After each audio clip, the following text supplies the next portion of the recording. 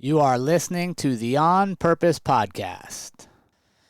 What's up, everybody, and welcome to this week's edition of the On Purpose Podcast, where it's always our pleasure to serve you and to show up with you and just be part of your life, man. I can't tell you how much that means to me and my family, and we're humbled by it and honored that you give us this space. So this episode is going to be airing to you on the 4th of July here in the United States, celebrating independence and freedom, right? And that's kind of what I wanted to talk to us about, is the freedom to dream, but the courage to act in this episode. So I wanted to share a personal story in this and to really encourage us to get beyond dreaming, to allow ourselves to dream and to have those dreams again, right? Especially as we get older in life. Give yourself permission to still have damn dreams, right? Like, we don't have to just be resigned that dreams are for the young.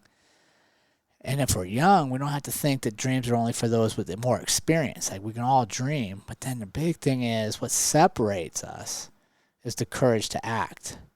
So I wanted to share this story with you, and it started way back when our kids were about to finish high school, and we had a great life. You know, Andrea and I had raised our 3 kids, and we had very secure income and retirement and health insurance, all the things that you're supposed to want in life.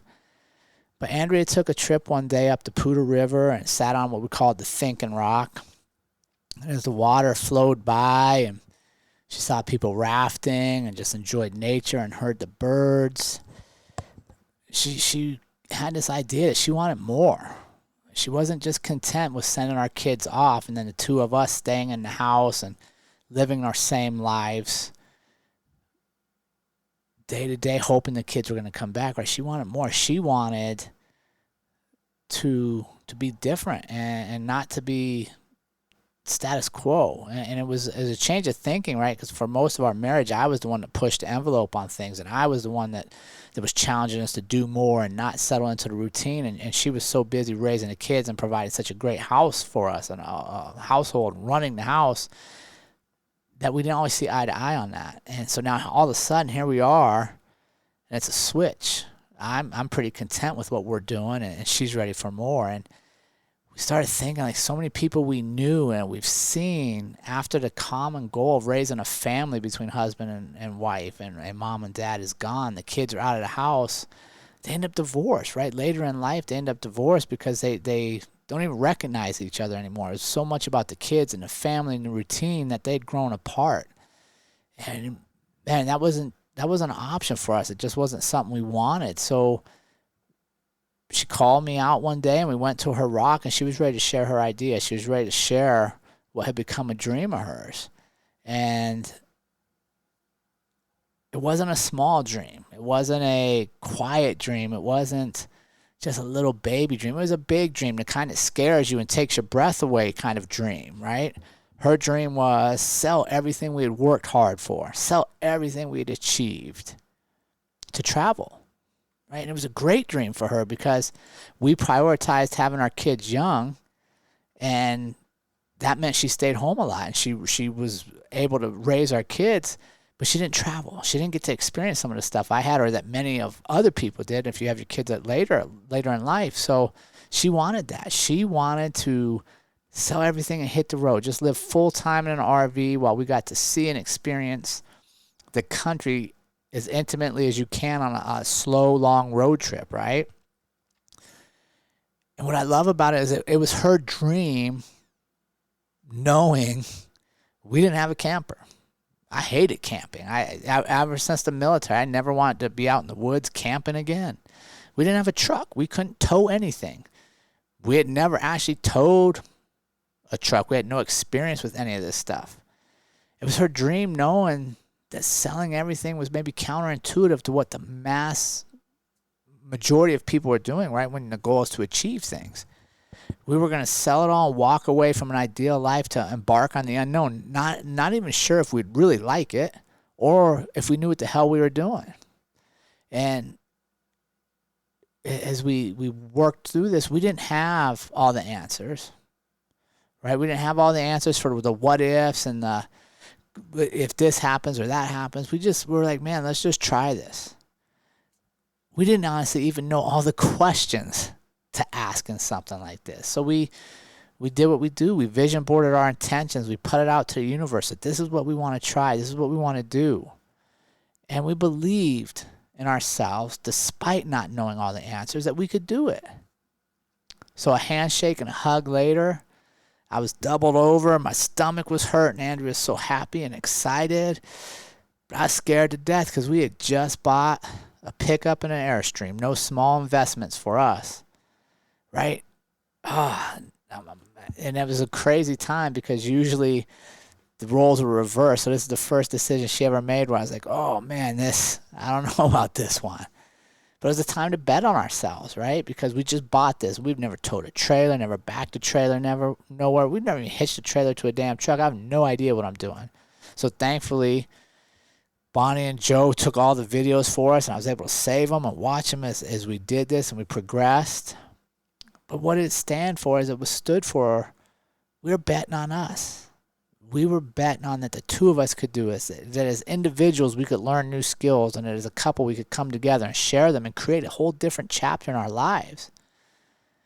Right? We could bet that our relationship would thrive in less space, that we didn't need more things to distract us, more space to hide from each other and avoid the difficult conversations, but by living in 216 square feet, we're going to be forced to confront uncomfortable conversations, to have those discussions, to grow. And it has, right? We're just finishing our third year living on the Airstream, traveling the country, and we've learned new skills that we never would have had opportunity to. We've met new people that we never would have crossed paths with if we hadn't taken this chance. And one of the greatest things we've done is it's been an opportunity to show our kids what is possible, right? To show our community, the people that follow us, our children for sure, what is possible. That it's okay to live differently. That it's okay to follow your heart, your instincts. It's okay to do what makes you happy, even if nobody else is doing it. And I think as parents, Andrea and I both sit back and smile when we think about the greatest gift we've given our kids is that we raise them to believe in ourselves, to dream big, to know anything is possible, and don't be afraid to act upon your dreams.